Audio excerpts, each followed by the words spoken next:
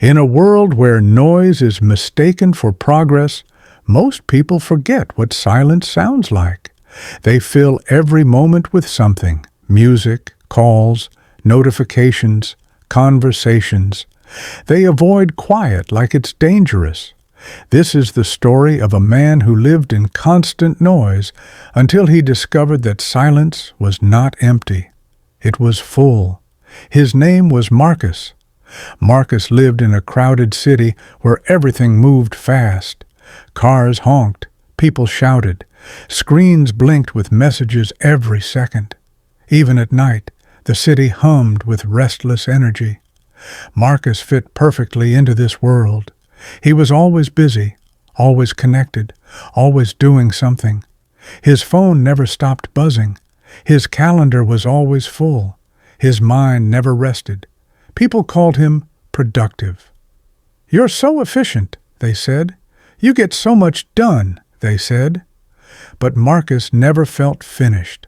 Every task he completed led to 3 more. Every message he answered brought 5 new ones. Every goal he reached revealed another mountain to climb. He worked late into the night. He woke up with his phone in his hand. He ate lunch while typing emails. He listened to podcasts while walking. He watched videos while waiting in line. There was never a moment when Marcus was just there. One day, Marcus felt a strange sensation. It started as a faint ringing in his ears. Then it became louder, sharper, like a high-pitched alarm that wouldn't stop. He went to a doctor. The doctor ran tests, checked his hearing, found nothing wrong physically. "It might be stress," the doctor said. "Your nervous system is overloaded. You need rest." Marcus nodded, but rest felt impossible. The ringing continued for weeks. It followed him everywhere, at work, at home, even in his dreams. He tried everything: medication, white noise machines, meditation apps. Nothing worked. One evening, frustrated and exhausted, Marcus made an unusual decision. He drove out of the city. He didn't plan it. He just started driving, away from the noise, away from the lights, away from everything familiar. After 2 hours, he reached a small village surrounded by hills and forests. The kind of place that appeared on no one's social media. The kind of place people drove through but never stopped. Marcus parked near a small guest house. The owner, an elderly woman named Clara, greeted him kindly. "How long will you stay?" she asked. "Just 1 night," Marcus said. "We'll see," Clara replied with a knowing smile. That night, Marcus lay in bed waiting for sleep. And that's when he noticed something strange. The ringing in his ears had stopped, but something else replaced it. Complete silence. No traffic, no voices, no humming appliances, nothing. It felt uncomfortable. Marcus reached for his phone to fill the void, but there was no signal, no Wi-Fi. He lay there in the dark, surrounded by nothing but quiet. It felt suffocating. The next morning, Marcus planned to leave immediately, but Clara invited him for breakfast. "You look tired," she said. "Not the tired that comes from work, the other kind." Marcus didn't understand, but he sat down anyway. Clara poured tea slowly, deliberately, as if the act itself mattered more than the result. "There's a place near here," she said, "a clearing in the forest. People come there when they need to remember something they've forgotten." "I'm not interested in hiking," Marcus replied. Clara smiled. "It's not about hiking. It's about listening." Despite himself, Marcus felt curious. That afternoon, he followed Clara's directions to the forest clearing. It took 30 minutes of walking on a narrow path. No phone, no music, just footsteps on dirt and leaves. When he arrived, he found an open space surrounded by tall trees. Sunlight filtered through the branches. A small stream ran nearby.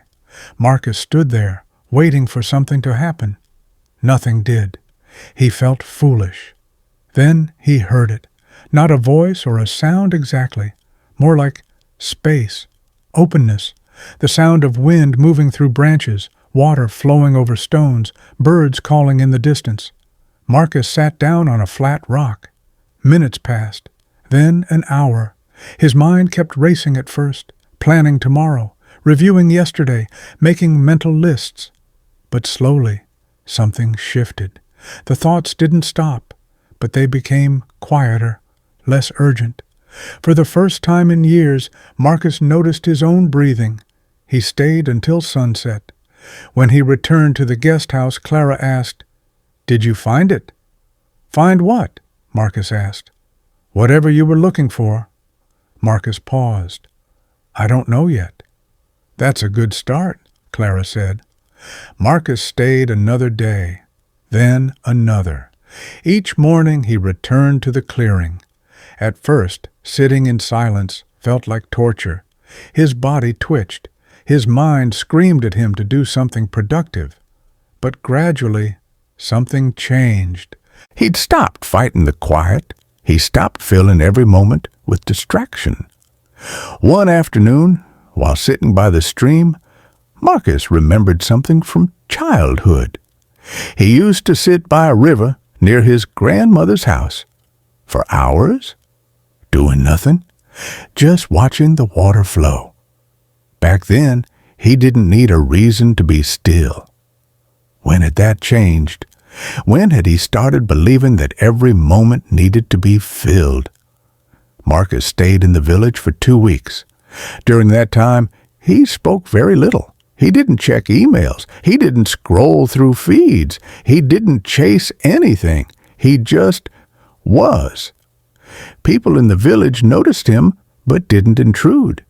They understood silence in a way city people had forgotten. One evening, Clara asked him to help her in the garden. They worked together without speaking, pulling weeds, watering plants, moving slowly. "You know what I've learned?" Clara said suddenly. "Most people are afraid of silence because they're afraid of what they'll hear." "What do you mean?" Marcus asked.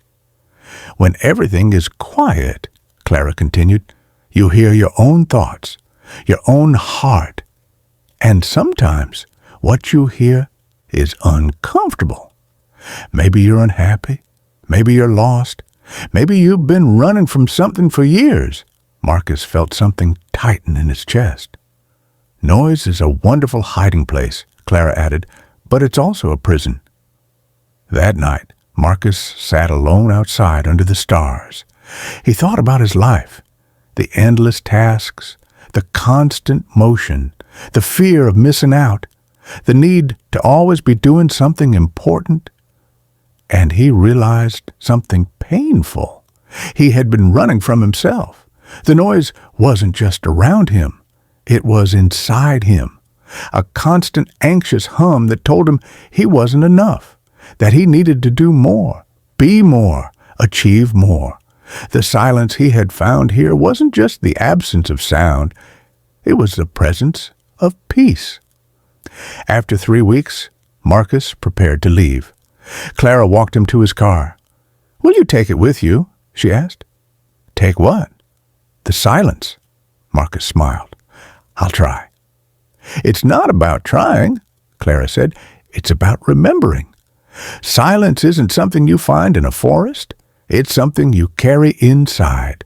And any time the world gets too loud, you can return to it." Marcus drove back to the city. The noise hit him immediately. Horns, sirens, crowds, screens. But this time, he heard it differently. He still worked. He still had responsibilities. But he changed how he moved through the world. Every morning, before opening his phone, he sat in silence for 10 minutes. No music, no podcast, no distraction. Just breathing. Just being. His co-workers noticed a change. "You seem calmer," they said. Marcus smiled but didn't explain. How could he tell them that he had learned to listen to what silence had to say? That in a world obsessed with making noise, he had discovered the power of stillness? Months passed. Marcus never returned to the village, but he carried it with him. In quiet moments, in deep breaths, in the space between thoughts. He learned that silence wasn't empty. It was where clarity lived, where peace waited, where he could finally hear himself. And the ringing in his ears, it never came back. Because when you stop drowning yourself in noise, your body stops screaming for your attention. Now, whenever someone asks Marcus how he stays so calm in chaos, he simply says, "I collect silence." They don't understand. But that's okay. Some truths can only be heard in the quiet.